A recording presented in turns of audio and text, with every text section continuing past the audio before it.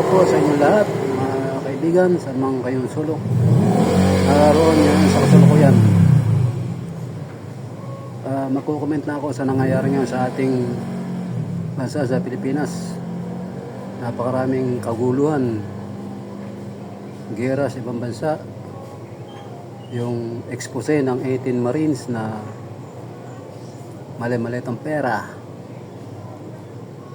Pero ang naatupag ng ating mga mambabatas, may impeachment. Si BP Sara. Dahil si BP Sara lang pinagkakabalahan lang yun. Wala silang pakialam sa mga OFW. Mga klaseng mga ano yan. Mga namumuno sa gobyerno. Kaya pinag-usapan yung mali-malitang pera. Hindi ibang lang usapan. Kaya nakontra sila. Aalisin na sa posisyon yung kumakontra sa kanila congressman. Tulad ni Irise, pinalitan. At si Bong Suntay. Grabe talaga mga congressman natin. Nasila sa makapagnako lang.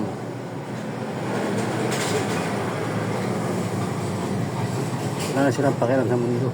Nakuha na nila gusto nila. Gusto nila maalis si Sara para walang balakid sa kanila. Klase kayo, may inayo pa kayo. Huwag kayo magnanakaw dyan, mga kongreso.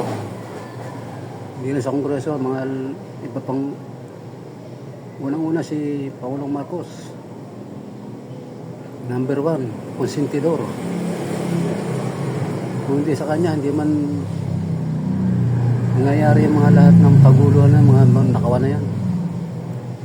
Ang dahil dyan, Pilipinas pagkatakban tulad ng mga flood control. Kitang kita naman, alam na alam ng mga tao na si Tambalulong ang mastermind kay magpisan. Alam na alam ng mga tao yan.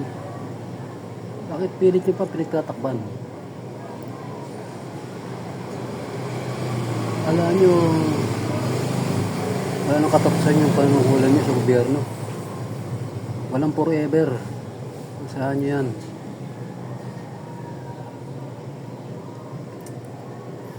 Kami mga mamayan ang pinahirapan nyo. Kaya pasasa. Sasakay sa buhay nyo. Pero kami mahihirap. Masalilayan. Kami nagdurusa sa mga ginagawa nyo. Nakawan. Klase kayo. Kaya binabayaran nyo Comelec para maupo kayo sa pwesto, para magawa nyo yung gusto nyo. Ibang mga senador na congressman, hindi naman nanalo yan eh. Binayaran nyo lang yung Comelec eh. Tulad di Abante, talo na, nanalo pa. Ang klaseng eleksyon yan. Wala talagang pag-asa dito. Pag hanggang si Bongbong tayo nakaupo sa pwesto, dapat maalis na yan. Ay, mga kasama. Nakakagalit lang talaga kaya nagsalita na nag-comment na ako sa nangyayari sa ating gobyerno. Kailangan makaisa tayo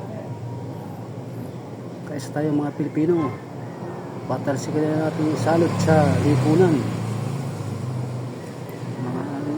Palitan natin ang mga iba yan. Puro salot yung mga nakaupo ngayon. Wala tayong makakamtam na kaginawahan dyan. Thank you for watching.